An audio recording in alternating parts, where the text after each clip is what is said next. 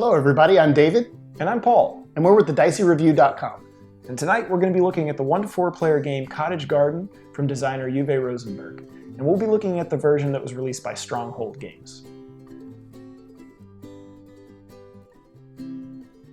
So the first step will be setting up the board in the middle of the table. Next, you'll take your garden tiles and place one in each space on the board. So the remaining tiles will need to be placed in a line next to the board to form the garden path. And we'll show you what it looks like when we're done. After we have our path laid out, we'll place the wheelbarrow token at the beginning of the path. This marks the starting point.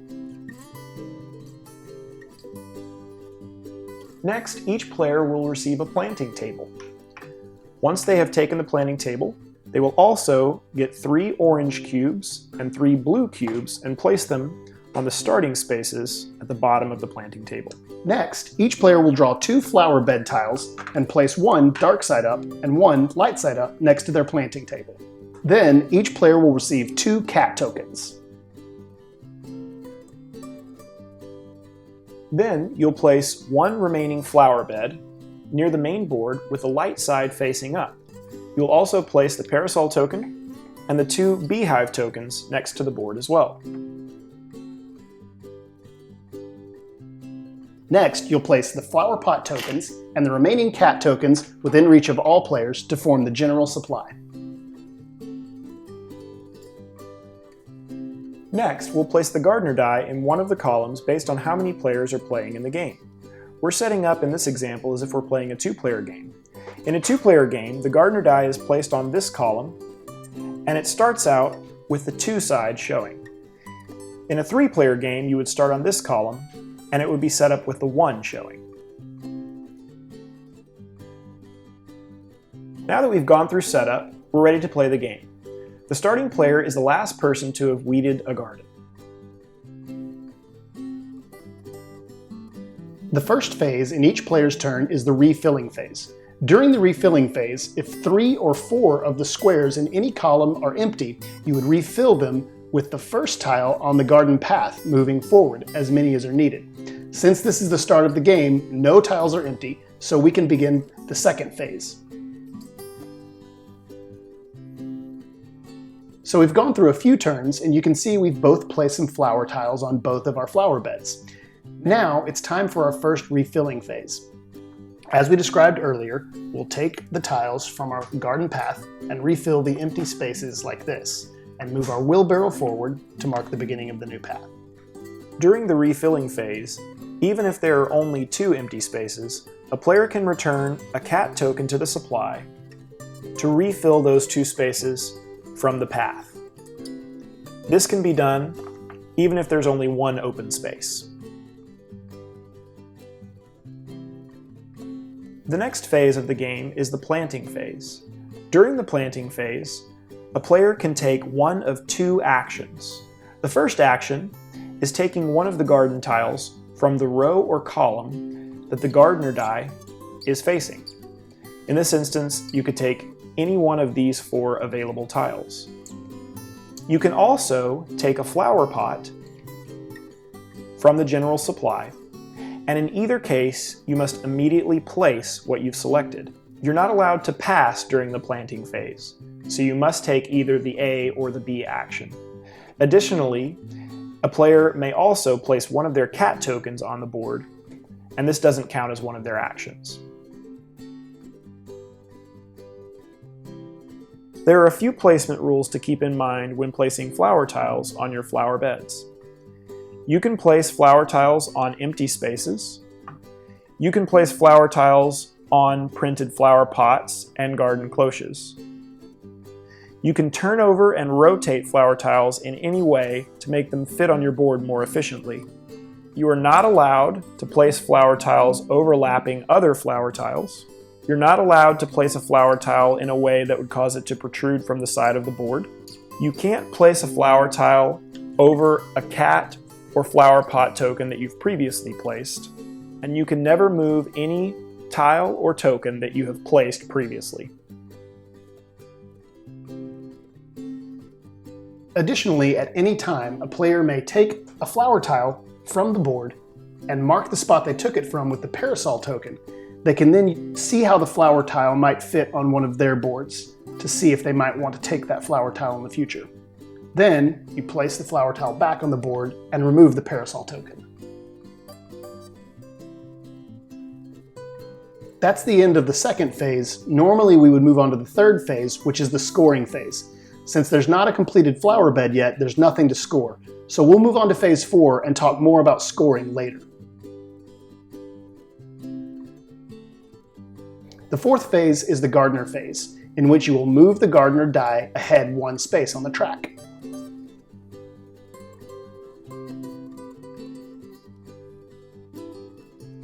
Once these 4 phases have been completed, it's the next player's turn, and the process will start again.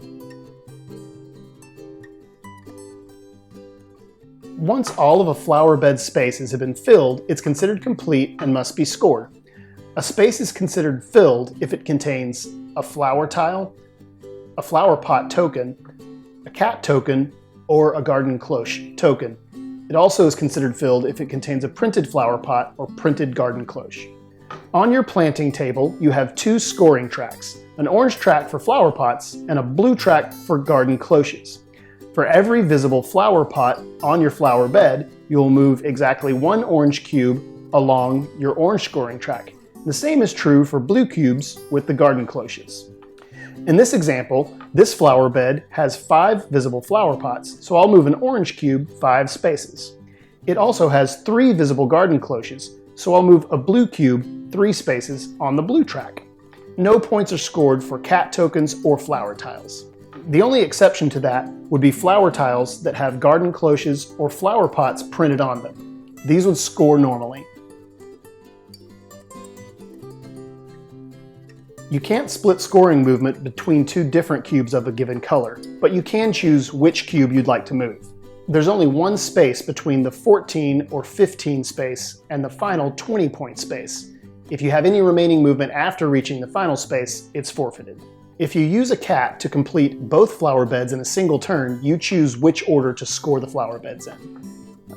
If you move either the orange or the blue cube past the red line above the 6th space on the scoring track, you gain a cat token from the general supply into your reserve.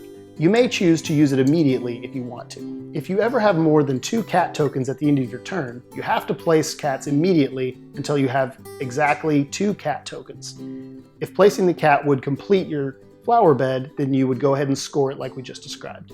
Whenever you move your last orange or blue cube from the starting line, you immediately gain a flower pot token from the general reserve that has to be placed right away. If that completes your second flower bed, then you would go ahead and score it how we just described. One last thing to note about scoring is the first player to reach the target space with either an orange or a blue cube will get the beehive token with 2 beehives on it. The second player to reach the target square with either orange or blue will receive the token with the 1 beehive on it. No single player can have both beehive tokens. At the end of the game, you will get a point for each beehive that you have showing on your tokens.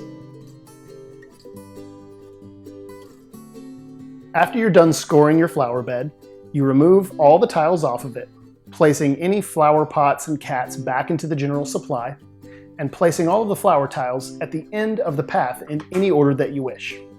You then flip the flower bed over and put it in the general supply. Take the flower bed from the general supply without flipping it over and replace the tile that you just scored. Play continues like this, with players refilling the board, planting items in their flower beds, scoring those flower beds, and moving the die. Once the die reaches the space that has the turn symbol for the number of players you have in your game, you will turn the die up by 1. Once the die reaches 6, you enter the final round. At the start of the final round, you will immediately lose any flower beds that have less than 3 tiles on them. Cat tokens and flower pot tokens don't count toward this total. So in this example right here, I would lose this flower bed as it only has 2 flower tiles on it.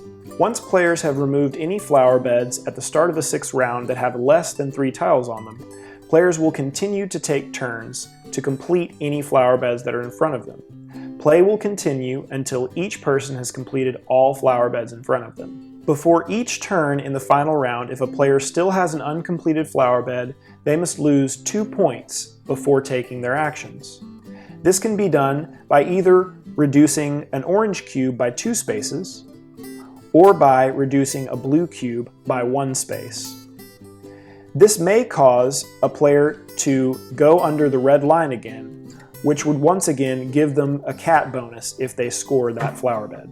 Whenever you complete your flower bed, you'll remove it from the game, but you don't receive any new flower beds. Once you have no flower beds left at the start of your turn, you don't lose any more points. And then, from that point forward on your turn, you only perform the gardener phase until each player has completed all of their flower beds. If the gardener die were to make it all the way around to the turn space again, you simply continue with the gardener phase until each player has completed their flower beds. Once all flower beds have been removed, final scoring can take place. Each player's planting table is scored as follows. Each of the orange and blue cubes would be worth points based on their position on the track. This cube, for instance, would be worth 3. This cube would be worth 10. Any cubes that have reached the target space of 20 will be worth 20 points each. Each beehive will give you a bonus based on how many beehives are on the token. So for instance, this one would be worth 1, and if you had the beehive token with 2, it would be worth 2 points. No points are awarded for any cubes in the starting space or any remaining cat tokens. The player with the highest score wins, and in the case of a tie, the player with the most beehives wins. That's our video. Thanks so much for watching. We hope that you enjoyed it, and we hope that it was helpful. If you'd like to see more of our videos, you can find them on our YouTube channel at The Dicey Review. You can also find us on Facebook, Twitter, and Instagram at The Dicey Review. Also, come check out our guild on BoardGameGeek.com.